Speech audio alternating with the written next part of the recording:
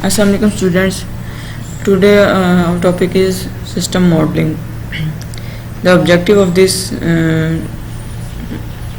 chapter is to introduce the system models that may be developed as a part of requirement engineering and system design process. When you have read this chapter, you will understand how graphical models can be used to represent software systems and why several types of models are needed to fully represent a system. Understand the fundamental system modeling perspectives of context, interaction, structure, and behavior. Understand the principal diagram types in Unified Modeling Language (UML) and how these diagrams may be used in system modeling. Have been introduced to model-driven engineering, where an executable system is automatically generated from structure and behavior models. इसमें context जो content जो हम पढ़ेंगे इसमें context models हैं, interaction models है, structure model है, behaviour model है, मॉडल ड्राइवन इंजीनियरिंग है. System modelling. System modeling is a process of developing abstract models of a system with each model present a different view or perspective of the system. System modelling में क्या है कि हमारे पास is a process of developing abstract model. ये एक किसी भी सिस्टम का जो एब्स्ट्रैक्ट मॉडल उसको डेवलप करने का एक प्रोसीजर है जिसमें हर मॉडल जो प्रेजेंट कर रहा है डिफरेंट व्यू और पर्सपेक्टिव उस सिस्टम का, जिसमें हर सिस्टम का एक अपना पर्सपेक्टिव है, अपना पर्सपेक्टिव या अपना व्यू है, तो इसको रिप्रेजेंट कर रहा है. System modelling has now come to mean representing a system using some kind of graphical notation, which is now almost always based on notation in the Unified Modeling Language. System modeling helps the analyst to understand the functionality of the system. System modeling क्या करता है, help करता है कि हम system की functionality को understand कर सकें. And models are used to communicate with customers, और कस्टमर्स के साथ बात या उनके साथ कम्युनिकेशन के लिए जो भी मॉडल्स यूज़ होंगे.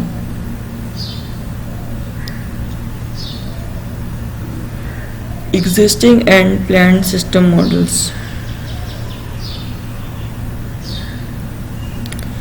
First of all, models of the existing system are used during requirements engineering. Requirement engineering के दौरान जो है वो existing system के मॉडल जो है वो यूज़ हो रहे हैं. They help clarify what the existing system does. ये हेल्प करते हैं, इस बात को क्लैरिफाई करते हैं कि सिस्टम जो एग्जिस्ट कर रहा है सिस्टम उसने क्या काम परफॉर्म करना है. And can be use as a basic for discussion in strength and weakness. This can lead the requirement for new system. फिर इसके बाद इन रिक्वायरमेंट्स को नए सिस्टम के ये रिक्वायरमेंट जो वो नए सिस्टम के लिए लीड करते हैं. Models of the new system are used during requirement engineering to help explain the proposed requirements to other system stakeholders. Engineers use these models to discuss design proposal and to document the system for implementation. और model driven engineering process में क्या it is possible to generate a complete or partial system implementation from the system models. System perspective.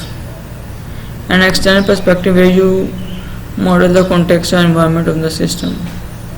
An interaction perspective where you model the interaction between the system and its environment. A structure perspective where you model the organization of a system or structure of the data that is processed by the system. A behavioral perspective where you model the dynamic behavior of the system and how it responds. यहाँ हर तरह से external perspective में क्या है कि आपका जो context है उस या जो सिस्टम का एनवायरनमेंट है वो क्या है. इंटरनल पर्सपेक्टिव में क्या है कि आपका जो सिस्टम इंटरेक्शन है एनवायरनमेंट के साथ वो क्या है, या कंपोनेंट ऑफ सिस्टम के बिटवीन जो इंटरेक्शन है वो कैसा है. स्ट्रक्चर पर्सपेक्टिव में क्या है कि जो आपका डाटा का स्ट्रक्चर है या आपके सिस्टम का जो ऑर्गेनाइजेशन है उस वो किस तरह से प्रोसेस हो रहा है. बिहेवियर पर्सपेक्टिव में क्या क्या आपका मॉडल जो है वो किस तरह बिहेव कर रहा है एंड कोई भी इवेंट है आ रहा है तो उस पर किस तरह से रिस्पॉन्स कर रहा है वो। UML डायग्राम टाइप्स, पहले इसमें आ जाती हैं UML, जैसे मैंने आपको अभी बताया, यूनिफाइड मॉडल लैंग्वेज। सो इसमें सबसे पहले एक्टिविटी डायग्राम आ जाती है, ठीक है। उसके बाद यूज केस डायग्राम आ जाती है, फिर सीक्वेंस डायग्राम आ जाती है, class diagram, then state diagram.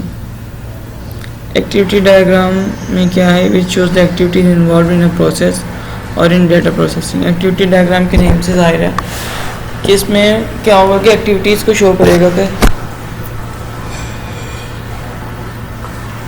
Data processing के दौरान कौन कौन सी एक्टिविटीज़ हो रही हैं। Use case diagram which shows the interactions between system and environment. Use case diagram में क्या होगा, सिस्टम और उसके जो इन्वायरमेंट है उसके दरमियान जो इंटरेक्शन है उसको शो किया जाएगा।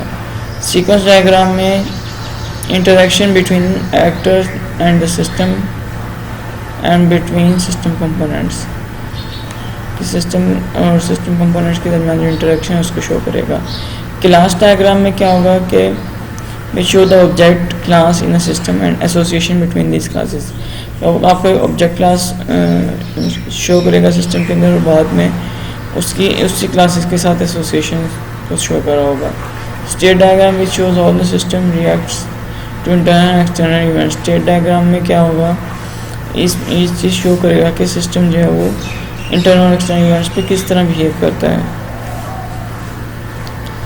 Use of graphical models,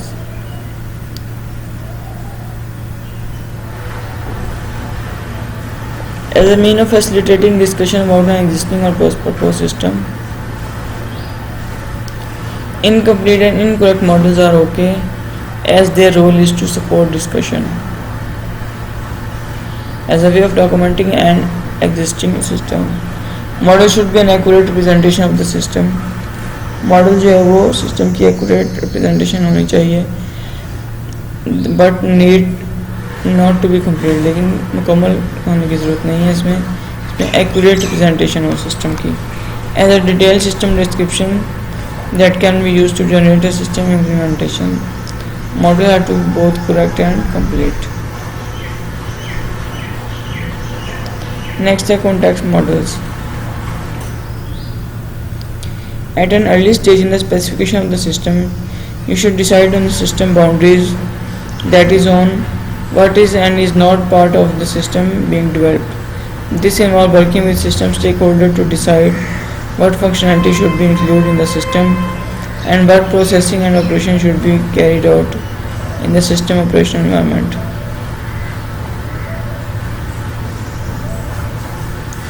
Context model used to illustrate the operational context of a system. They show what lies outside the system boundaries. Context model में क्या है कि operational context है system का और इसमें system boundary की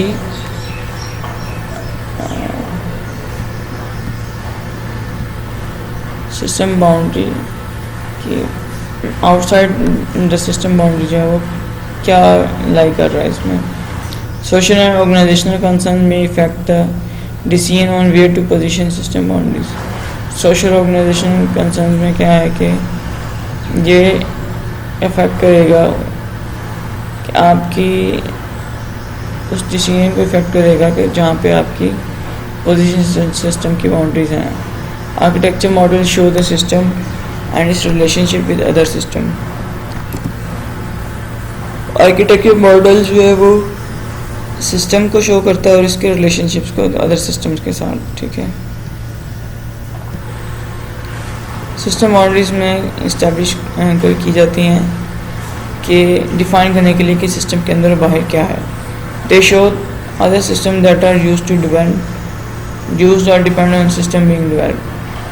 So the position of the system boundary has a profound effect on the system requirement. Defining a system boundary is a political judgment. There may be pressures to develop system boundaries that decrease the influence of workload of different parts of an organization. Context of a managed care system. सबसे पहले system patient record system आएगा, उसमें system and के बाद जो है उसमें 4 इसकी जो ब्रांचेज आपको नज़र आ रही हैं साइड पे। System management reporting system, admission system, HC statistics system, prescription system, appointment system, patient record system, ये सारा सिस्टम एंड केयर में आ जाएगा। प्रोसेस पर्सपेक्टिव में क्या है? Context model simply how the other system is environment and not how the system being developed is used in that environment. UML activity diagram may be used to define business process models. Process model of evolutionary detention. ये इसकी image आपको दी हुई है कि process model की। उसके बाद next है interaction models. Modelling user interaction is important as it help to identify user requirement. User interaction इसलिए इंपॉर्टेंट है कि ये आइडेंटिफाई करने के लिए इस्तेमाल होता है कि यूज़र की रिक्वायरमेंट्स क्या हैं। Modelling system to system interaction highlights the communication problem that may arise. और सिस्टम सिस्टम इंटरेक्शन किस चीज़ को हाईलाइट करता है कि जो प्रॉब्लम अराइज हो रही हैं। Modelling component interaction help us understand if a proposed system structure is likely to deliver the required system performance. This section discusses two related approaches to interaction modeling. First of all, use case modeling, which is mostly used to model interaction between a system and external agents, human user to other systems. Sequence diagram, which are used to model interaction between system components, although external agents may be also included.